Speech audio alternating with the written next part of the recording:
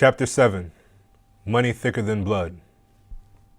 The morning was cloudless, with blue skies and a pleasant sun. It looked like the town had been freshly washed, like it had gotten a chance for a new life.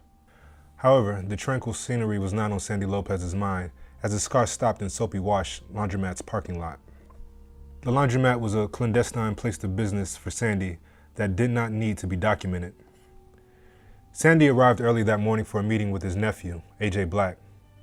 Sandy had set up this meeting to discuss AJ's excessive spending of their organization's drug profits in public places. Sandy's earlier conversation with Bootsy had revealed that AJ had not listened to his earlier warning and consequences of spending large sums of money at local venues. Sandy watched as AJ scanned the laundromat parking lot. AJ did a quick once-over of the entire parking lot before he slowly walked towards Sandy's car. AJ Black entered his uncle's car a little confused about this unplanned meeting.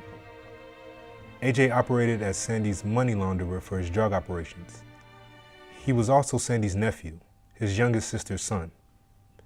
AJ's father was a black man. AJ carried his father's last name. Sandy used his nephew's American last name to assist him in acquiring businesses and property without causing suspicion from the authorities. However, Sandy never let his nephew's mixed heritage alter his love for him. Sandy treated AJ as his own son. AJ had obtained his master's degree in accounting from Hampton University and was at the top of his graduating class. His biracial makeup made him known to many as a pretty boy with his copper-toned skin complexion and curly black hair. He owned several laundromats, beauty salons, and barbershops in the area. All were used successfully to launder money for Sandy Lopez's drug organization. All of AJ's businesses were cash only. All the businesses were lucrative. So Sandy tolerated some of AJ's excessive spending habits and unwanted attention. Despite being told in the past to stop his erratic behavior, AJ Black continued. Sandy grows weary of continuously reminding AJ that his actions were not conducive to their drug organization. In fact, Sandy told his nephew, they are detrimental. Do you know what that means, boy? Detrimental. Put that education to work and get smart about it. AJ Black was smart and liked to show it off too. However, bashful young men like AJ always showed off too much around the wrong people. The places AJ frequently visited did not invite the most upstanding of men or women. Today, Sandy was in no mood for AJ's usual mental games. He wanted some answers from AJ, and they had better be good. Good morning, Unc. AJ said as he entered the car.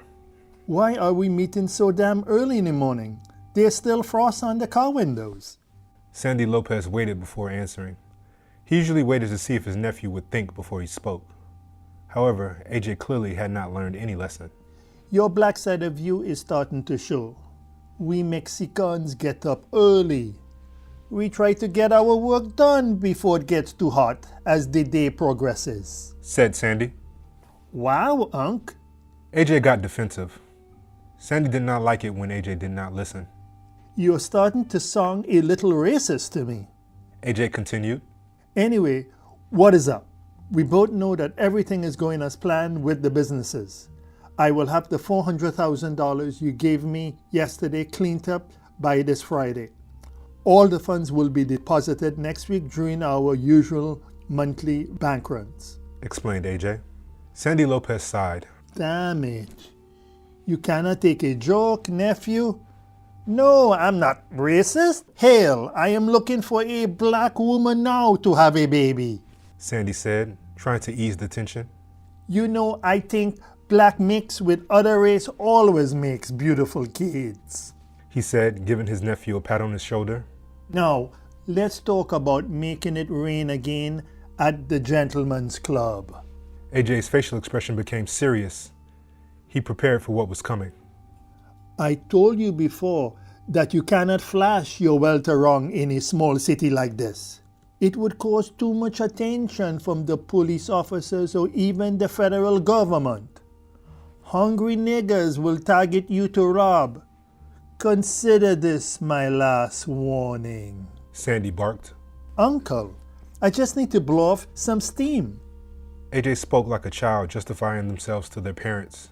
I mean, you had me move to this country-ass city where everybody knows each other and there's only 3 clubs within 50 miles radius. Also, With the rate we are moving money from the drugs, I can never take a vacation. I mean, really, what is the use of having money if you can't spend it on shit? AJ asked. AJ, the people we are working for do not tolerate mistakes. Sandy Lopez informed. You are putting all of our lives at risk with your dumbass behavior. Our boss will kill us. Your mother and everybody else you love, just to prove a point. Sandy raised his voice just enough to let his nephew know he was concerned, but not enough to convey anger. Now, you accept this role to laundry our money, so you do your damn job.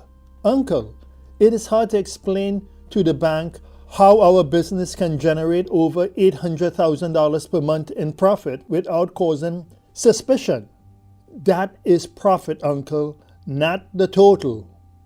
Even some successful businesses do not do that, especially in these small cities. So sometimes I spend a little money to keep our deposit amount consistent, Unc. AJ explained. Sandy Lopez sighed. AJ was too smart for his own good. AJ had this ego, and part of it was deserved. However, it was so obvious that he did not comprehend his uncle's warning. That is understandable, AJ. Your job as our money launderer is to do three things. You need to keep account of the money we drop to you, clean the money, and deposit it into the bank account if the funds will profit from our business. That is it. You must convert our profits into assets. Make deposits into the business bank account regularly to not cause suspicion. So get your shit together. It is not your money you are spending, yelled Sandy. AJ Black started looking nervous, speaking quickly. I'll do that, Uncle. I never miss a deposit. You know that. Let me fucking finish, Mr. Master's degree, Sandy exclaimed, loudly and angrily. AJ was silent in the car. Let me reiterate again, you are here for three things. That is the money placement, the layering, and the integration. You must layer the money into multiple transactions. So let me explain this to you for the last time. Now listen. You must transfer funds over multiple bank accounts and purchase expandable items like artwork, real estate, vehicles for landscaping company. These funds are not for you to spend on damn expensive cars, jewelry, and strippers. Sandy spoke loudly. I only do that rarely. That should not cause suspicion. Everybody flexes on hoes, Unc, AJ said proudly. Sandy Lopez slapped AJ hard across his face because he had had enough of AJ trying to justify his excessive spending rather than apologizing for his actions. I warned you not to interrupt me. Next time you do that, I will not stop hitting you, he clarified. Now, the last part is the integration of the money. This is the part I'm not seeing you doing. You must re-enter the profits into the local economy.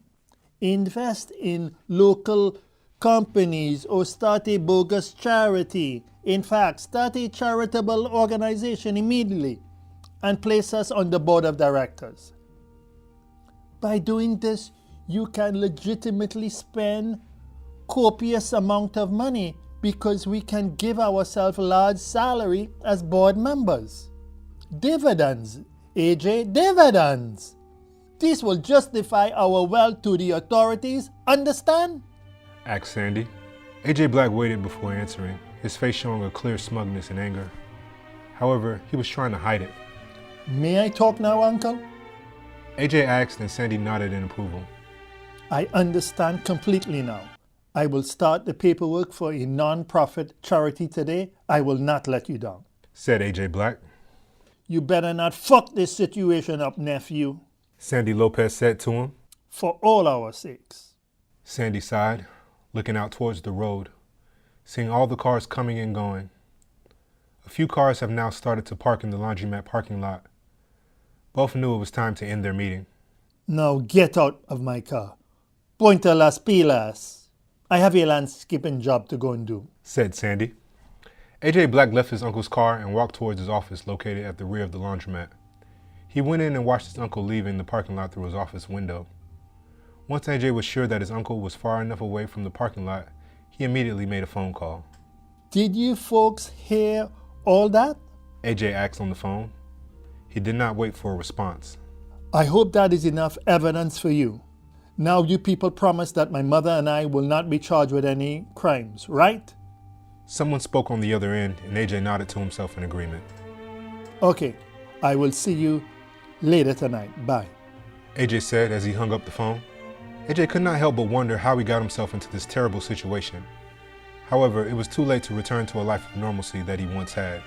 All he had to do now was continue being A.J. Black, the man who cleans dirty money for his uncle's drug organization. Thank you so much for hanging out with us. If you had fun or picked up anything from this episode, please assist us by hitting the like, subscribe, and notification buttons. You can also comment and share our content. These small things really help our channel and mean a lot to us. Also, special thanks to our Patreon supporters. You guys are the heartbeat of this channel, and we can't thank you enough for being so generous. If you would like to join our Patreon community, please click on the link below. You can contribute as little as $5 per month. You can get all kinds of perks. You can even buy merchandise of your favorite characters at our shop store. Click on the link provided below. That's going to do it for now. Until next time, remember you are cherished by us. So be kind and know that we consider you as family.